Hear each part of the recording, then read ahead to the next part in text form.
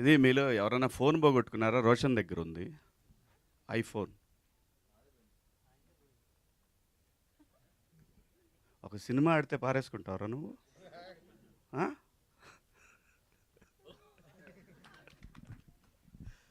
అందరికీ నమస్కారం. మీడియా మిత్రులకు, పాత్రికేయ సోదరులకు అందరికీ పేరు పేరున నమస్కారం. అలాగే ఈ కార్యక్రమానికి పిలిచినందుకు థ్యాంక్ యూ సో మచ్.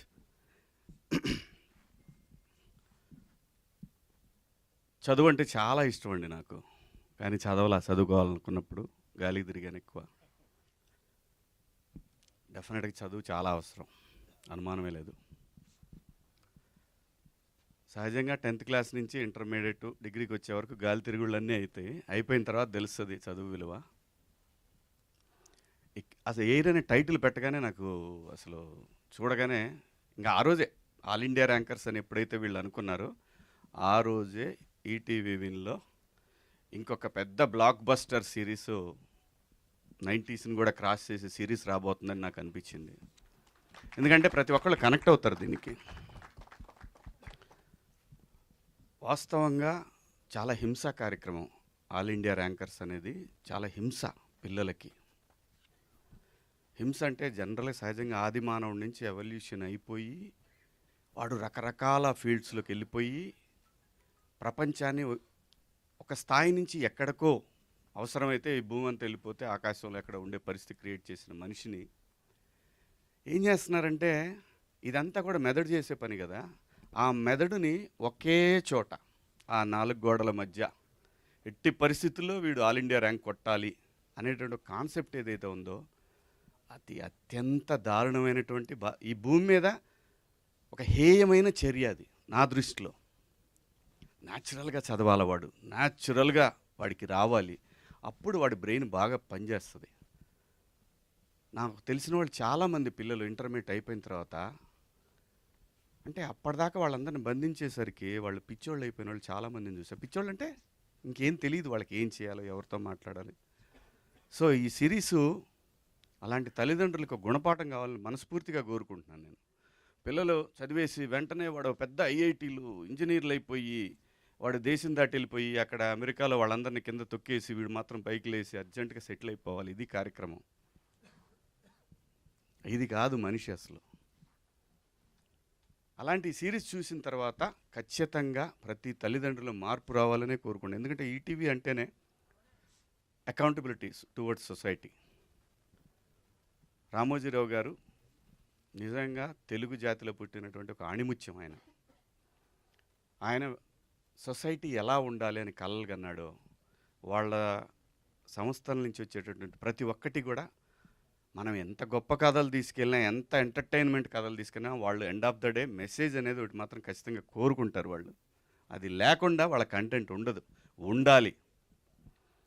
అలాగే నాకు ఈ మధ్య తెలుగు అనేది వదిలేస్తున్నాను. నేను స్క్రిప్ట్లో కూడా ఇంగ్లీష్ అని రాస్తున్నారు, నాకు బుర్ర పాడైపోతుంది. తెలుగు మాతృభాషలో ఉండేటటువంటి కిక్కు. మీరు జంధ్యాల గారి సినిమాలో కామెడీ ఇప్పుడు ఏమన్నా చేయమని చూద్దాం. తెలుగు గ్రిప్పు కావాలి. తెలుగుని మర్చిపోతున్నారు. ప్లీజ్ దయచేసి ఖచ్చితంగా ఇంగ్లీష్ కావాలి, కానీ స్క్రిప్ట్లు తెలుగులో మ్యాక్సిమం రాసుకోండి. తెలుగులో ఉన్న మన అంటే అమ్మ భాషలో ఉన్నటువంటి ఫన్ కానీ ఎమోషన్ కానీ ఇంకా ఏ భాషలో దొరకదండి, ఎట్టి పరిస్థితిలో దొరకదు.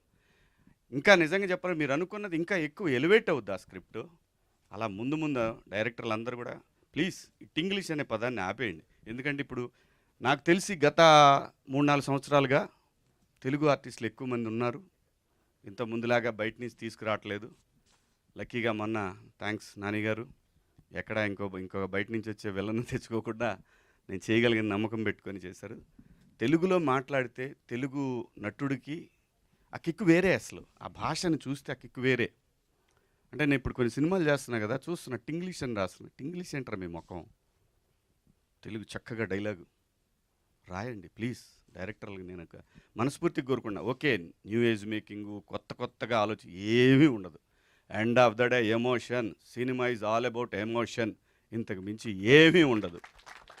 మీరు ఎన్ని చెప్పినా సరే end of the day emotion, all about emotion cinema అంటే. అందుకే నిన్న కన్నప్పలో లాస్ట్ 1 hour ఇరగ తీసేసిందన్న కూడా ఆ ఎమోషన్ వర్కౌట్ అయింది. సో కాబట్టి ఏంటంటే ఆ ఎమోషన్ అనేది అమ్మ భాషలోనే ఉంటుంది. ఇది కొంచెం అవుట్ ఆఫ్ ద సబ్జెక్టు అయినా చెప్పాలనిపించింది చెప్తున్నాను. సో ఇక మా సినిమాకి వచ్చేసరికి ఖచ్చితంగా సాయికృష్ణ గారు కానీ, నితిన్ గారు కానీ, అలాగే entire team, ETV win team వాళ్ళు ఖచ్చితంగా టువర్డ్స్ సొసైటీకి ఉపయోగపడేది, అలాగే బ్రహ్మాండమైన ఒక కొత్త రకంగా కథని చెప్పే ప్రయత్నాలు వాళ్ళు విపరీతంగా చేస్తూ ఉన్నారు. ఖచ్చితంగా ఇది కూడా చాలా పెద్ద సక్సెస్ అవుద్ది. అలాగే మిత్రుడు సందీప్ రాజు గారు నిజంగా ఇన్స్పిరేషనేనండి. వీళ్ళందరూ కూడా ఖచ్చితంగా ఇన్స్పిరేషన్. మనకి టువర్డ్స్ ఆర్ట్ పట్ల డెడికేషన్ ఉంటే జాతీయ స్థాయికి వెళ్ళొచ్చు అని చెప్పి ప్రూవ్ చేశాడు ఆయన. సో అలాగే తమ్ముడు సుహాస్ కానివ్వండి, ఇవాళ అటు నుంచి ఇటు రాకుండా మనోడిని ఇక్కడి నుంచి అక్కడ తీసుకెళ్లారు, విచ్ ఇస్ గ్రేట్. నిజంగా చాలా సంతోషం. సో ఖచ్చితంగా చేసినటువంటి ఈ సిరీస్లో చేసినటువంటి అందరికి కూడా శుభాకాంక్షలు. ఖచ్చితంగా పెద్ద హిట్ అవుద్ది. నాకు బాగా నచ్చింది ఆటోడి క్యారెక్టర్. అలాంటి క్యారెక్టర్ ఏదైనా చెప్పండి, చేస్తాను నేను. Thank you so much. Thank you Shivaji గారు, థ్యాంక్ యూ సో మచ్.